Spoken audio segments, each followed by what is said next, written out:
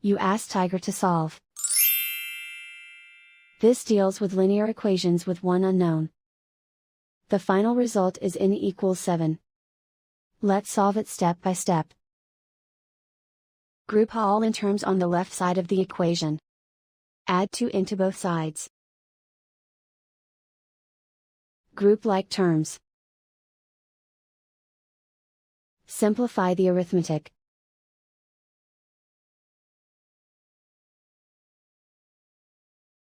Group all constants on the right side of the equation. Subtract 7 from both sides. Simplify the arithmetic.